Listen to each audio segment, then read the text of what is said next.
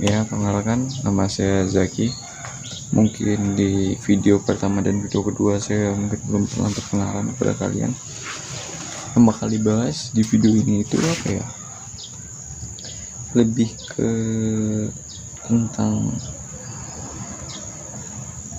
bagaimana saya bisa menjadi ketua OSIS. Jadi gini, kemarin itu malam minggu saya ngumpul bersama 2 teman saya dan 1 guru SD saya. Saya kan kelas 1 SMK ya sekarang ini. Jadi saya tuh masih sering ngumpul sama teman SD ya, salah satunya namanya Jidan Pratama, dan guru saya yang ini yang ketiga ini, guru saya ini guru yang paling dekat di zaman saya SD. Pas saya mau lulus kelas 5 sampai kelas 6 dia dekat sama kami. Nama gurunya itu Kak Andika. Ya, guru ini unik, bukan unik sih, luar biasa. Karena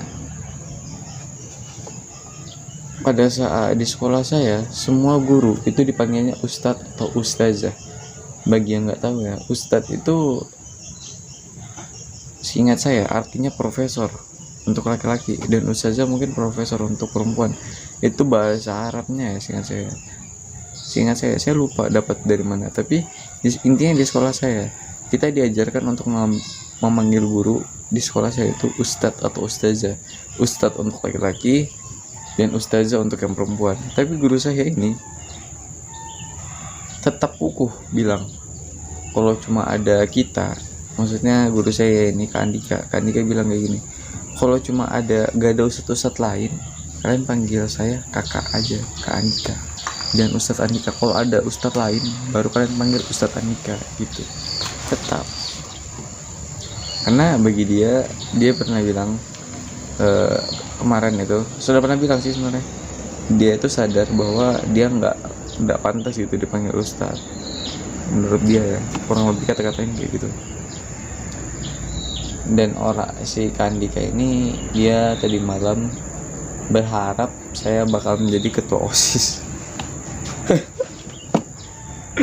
Astaga, luar biasa sih. Iya, keren banget ya. Gimana ya, nggak kebayang seorang yang dikata-katakan malas dari SD, SMP dan SMK ini dibilang tidak kompeten, tidak berkualitas. Itu guru gue bilang berharap gue bakal jadi ketua OSIS. Gue mungkin dia tuh kan kuliah ilmu psikologi, dia tahu ilmu psikologi, dia bahkan sekarang kerjanya itu di semacam sekolah ya berhubungan psikologi gitu, urusan mental lah.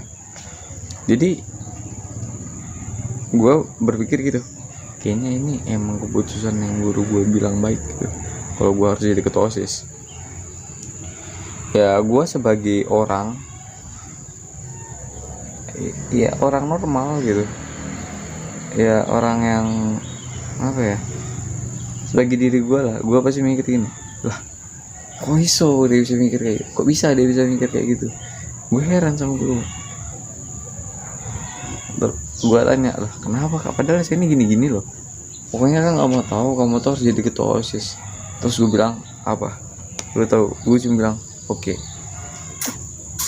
Gila betapa kerennya gue langsung bilang oke. Padahal apa ya, gue tuh tipikal orang yang mengambil keputusan itu panjang, gue berpikir dulu. Tapi pada saat itu gue yakin, gue bilang oke. Dan sekarang gue berpikir untuk menjadi ketua OSIS, gue harus bikin planningnya apa saja yang harus gue lakukan. Yang pertama, gue bakal berusaha membuat jiwa pemimpin, jiwa harga diri. Gue bakal yang pertama sih harga diri gue di OSIS. Karena gini, gue tuh orangnya kayak apa ya, nggak punya power atau nggak punya wibawa, jadi nggak punya ambisi yang tinggi gitu loh. Jadi ada suatu hal yang luar biasa. Ya menurut gue itu keren banget. Guru gue bilang kayak gini, ketika kamu lagi rapat ataupun lagi apapun, kamu dipotong, maksudnya gue lagi ngomong kayak gini, tiba-tiba terus dipotong. Pada saat kalau itu rapat, kamu tinggalkan. Kalau itu diskusi, kamu diam. Gitu kata guru gue heran loh kak, tapi kita kan mendingan dengarkan dulu, terus kita berpikir secara jernihnya aja deh gitu. Gue bilang kayak gitu, tapi kamu kayak itu salah jadi rendah. Guru gue bilang kayak gitu, dan gue berpikir di situ, wah itu gila, keren banget. Jadi apa yang guru gue lakuin, apa guru gue kasih saran tadi, yang guru gue bilang kayak kalau lu nggak dihargai omongan lu baiknya keluar atau lu diam aja dah gitu. Gue ngerasa seolah-olah apa yang guru gue ajarkan itu kayak ajaran untuk menjadi seorang raja. Iya, seorang raja gitu ya, seorang bangsawan di zaman dulu ya. Karena seorang raja itu punya harga diri yang tinggi, punya apa ya, ya harga diri lah ya. Raja itu nggak mungkin mau direndahkan oleh rakyat jelata. Meskipun ada seseorang yang lebih tinggi dari raja, dia tetap raja sih. Jadi dia punya pendirian kokoh gitu loh. Dia sebagai pemimpin, dia juga mau punya harga diri, dia harus dihormati juga lah. Jadi yang pertama kayak rencana gue harus membuat diri gue itu mempunyai yang namanya harga diri. Gue harus menghargai diri gue sendiri. Gue nggak mau bakal direndahkan oleh orang lain. Gue nggak bakal diam ketika gue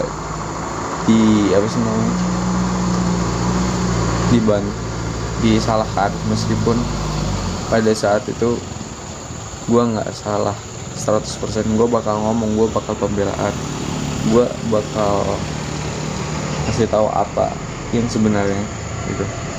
Itu yang bakal gue bakal lakukan. Dan yang kedua, gue bakal belajar cara berpimpin dan cara bersosialisasi. Itu yang bakal gue untuk menjadi seorang ketua OSIS. Ketua OSIS itu menurut gue ya jadinya lumayan gampang, menjalaninya susah. Iya, prosesnya tuh loh, ketika kita menjadi ketua OSIS, ketika kita sudah mendapatkan suatu jabatan yang tinggi, semakin tinggi jabatan yang kita dapat, semakin banyak beban yang kita pikul. Iya, gimana ya, gue pernah ya gue waktu itu jadi wakil panitia acara perpisahan. Di dalam ketua panitia ya kan ya, mimpin rapat evaluasi. Ada beberapa anggota panitia itu junior seumuran gue kan junior ya, kelas 10 kelas 1 di SMK tuh, di OSIS. Jadi gue junior di situ. Ada beberapa teman seumuran gue itu melakukan kesalahan, dan yang salah itu bukan ketua mereka aja, tapi ketua OSISnya. Karena ketua OSISnya itu nggak mendidik gitu loh, seakan-akan mereka nggak mendidik, dan ketua OSIS pada saat itu cuma diem. Dan lucunya dia ketawa-ketawa masih terlihat santai, padahal kalau menurut gue itu tekanannya. Ketua panitia gue kan orangnya lumayan galak lah ya, meskipun dia nggak terlalu, tapi dia tak terlihat santai gitu. Gila, itu keren. Meskipun itu nggak patut untuk dicontoh ya. Gue bakal ya, kalau pada saat itu ketika gue jadi ketua ya, gue disalahkan karena nggak didik anggota dengan baik, gue pasti bakal agak merenung sedikit lah ya, agak sedih dikit. Tapi bentar, ketika gue ada di posisi ketua OSIS ya, gue disalahkan karena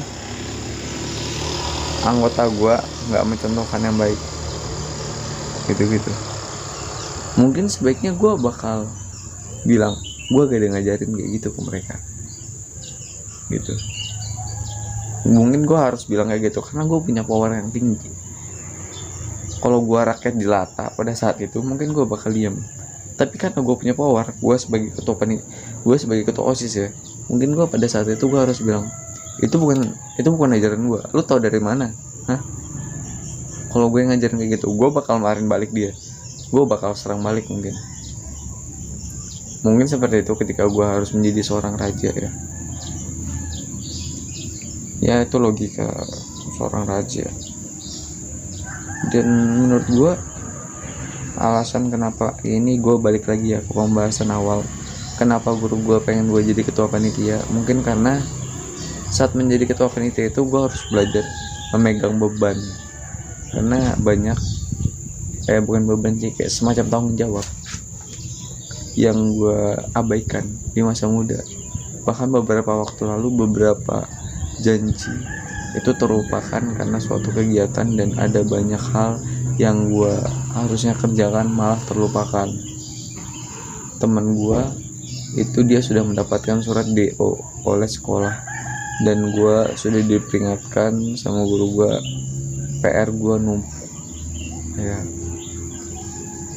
Banyak hal terjadi di masa muda ataupun di masa kita atau Anda sekarang ya.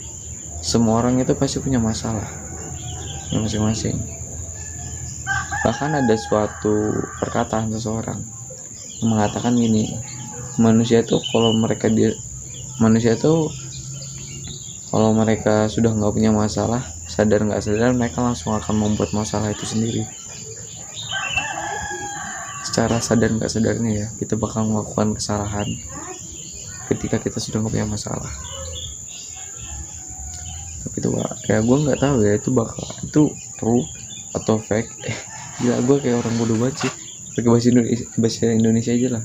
Itu benar atau salah gue nggak tahu, kayak lebih keren daripada real atau fake. Astaga, itu kayak bocah-bocah banget. Gue nggak bisa bahasa Inggris jujur, literally apa ya kalau gue yang mau gue omongin tadi tuh. Jadi gue tuh harus belajar bertanggung jawab, memimpin, dan mempunyai harga diri. Karena gue tuh terbiasa untuk direndahkan, bukan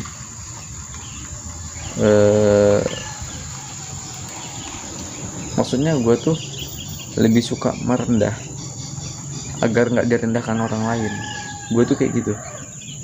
Gue nggak suka direndahkan orang lain. Lebih baik gue merendahkan diri gue daripada direndahkan orang lain. Tapi tetap aja gue di sekarang ya, cuma satu orang yang bela gue di OSIS.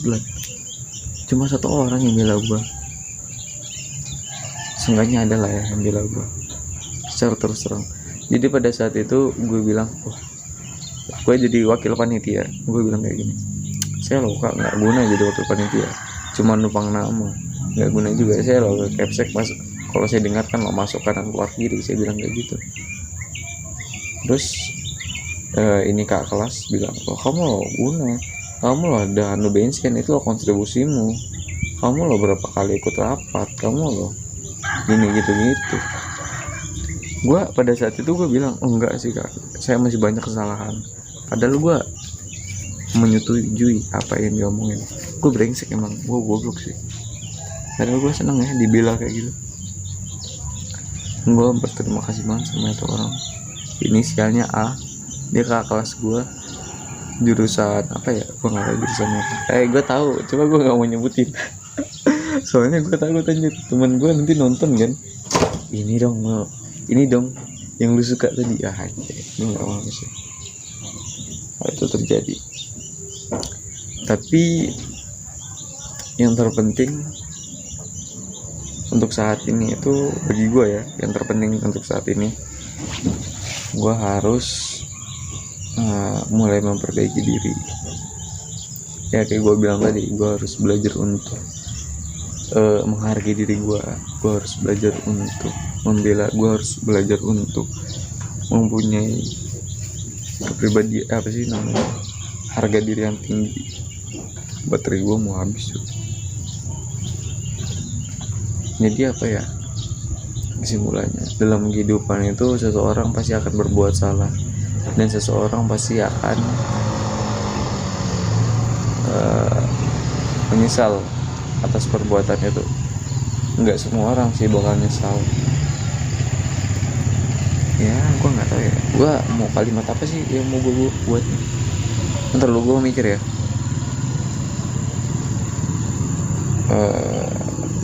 Dalam kehidupan itu kita harus belajar dari 1, 2, 3. Gue sudah pernah ngomong itu cuy.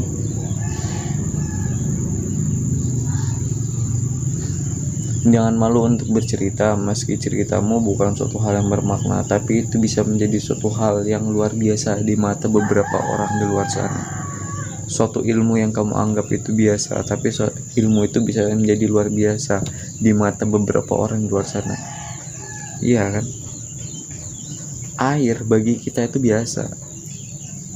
Kita mungkin di Indonesia, kita bisa minum air, kita bisa melihat air di Paret contohnya paling banyak ya, jorok ini. Padahal ini sudah bagus quotesnya gitu ya. Kalian bisa lihat air di mana-mana gitu ya, kalian bisa lihat tumbuhan, kalian bisa lihat makhluk hidup di mana-mana gitu ya. Maksudnya tuh makhluk hidup ya tumbuhan gitu. Tapi kalau kalian tahu di Afrika itu gurun anjing. Jadi ya kalian harus bersyukur, kalian harus ya syukurin aja gitu apa yang kalian dapatkan. Ya bukan cuma bersyukur sih, lebih tepatnya kalian kalau misalnya ada suatu hal yang menurut kalian bisa kalian lakukan. Contohnya seperti saya tuh bercerita, berharap seseorang akan mendengarkan dan dan belajar dari kesalahan saya ataupun belajar dari omongan saya. Terkadang ada juga orang yang belajar dari kesalahan ya. Banyak orang belajar dari kesalahan daripada kebenaran. Karena dalam ada suatu kalimat quotesnya itu gini, guru terbaik di dunia itu adalah kesalahan. Karena kesalahan itu kalau gue lihat, kenapa ya?